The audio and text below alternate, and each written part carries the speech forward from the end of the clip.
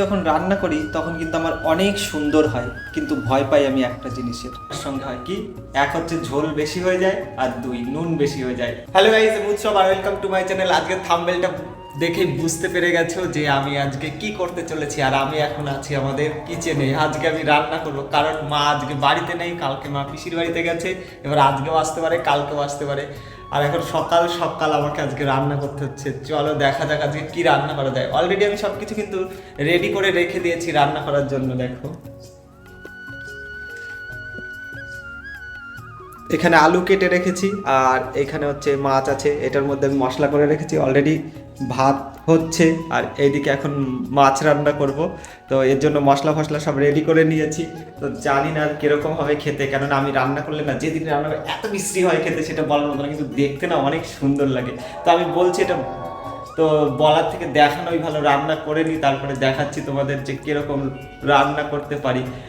মা যদি বাড়ি না থাকে, একটা ছেলের যে কত কষ্ট হয় রান্না করতে, এটা শুধু সেই ছেলেটাই জানে।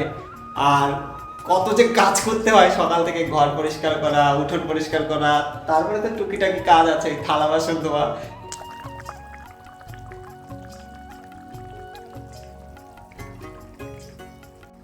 বান্ধবী, দেখলি তো কত সুন্দর রাঁধতে পারি, রান্না শিখে গেছি রে। গাইস, ফাইনালি আমার রান্না কমপ্লিট হয়ে গেছে। আর রান্না করলাম হচ্ছে ভাত আর মাছের একটা তরকারি করলাম আলু দিয়ে, কারণ এর থেকে আমি আর বেশি কিছু পারি না। তো বাড়িতে মা বাবা থাকুক আর না থাকুক, আমি একটা জিনিসই রান্না করি। তাও তো আজকে তরকারি রান্না করলাম, না হলে আমি ডিম সেদ্ধ আর আলু সেদ্ধ ভাত সব থেকে ভালো রান্না করতে পারি। আর সঙ্গে হয়তো বেগুন ভাজি করি মাঝে মাঝে, বা আলু ভাজি করি, এটাই, তাছাড়া আর কিছু না। তরকারি যখন রান্না করি তখন কিন্তু আমার অনেক সুন্দর হয়, কিন্তু ভয় পাই আমি একটা জিনিসের, যে জিনিসটার আমি সব থেকে ভয় পাই রান্না করতে গেলে। আর সেই জিনিসটাই আমার সঙ্গে হয় কি, এক হচ্ছে ঝোল বেশি হয়ে যায় আর দুই নুন বেশি হয়ে যায়। আজকেও একদম সেম কেস, নুন বেশি হয়ে গেছে।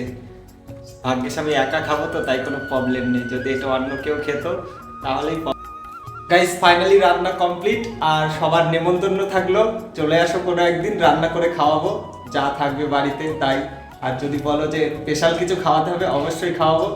তো চলে এসো আমার বাড়িতে, সবার ইনভাইট রইলো।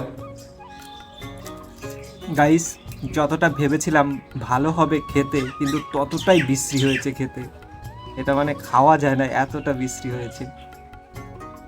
কারণ নিজে খাচ্ছি তো বুঝতে পারছি যে কি রান্না করেছি। এ যদি কেউ খায়, সত্যি সে আমাকে যে এত গালাগালি দেবে বলার মতো না। আর একটা কথা কি জানো তো, নিজের প্রশংসা নিজের করতে নেই। তাহলে বুঝে নাও কেমন হয়েছে রান্নাটা। আর ভিডিওটা যদি ভালো লাগে অবশ্যই চ্যানেলটা সাবস্ক্রাইব করো, আর একটা লাইক করো অন্তত ভিডিওটাই, ঠিক আছে? তো দেখা হচ্ছে নেক্সট কোনো ব্লগে। আর আমি খেয়ে নিই, খাচ্ছি এখন। Tata, bye bye.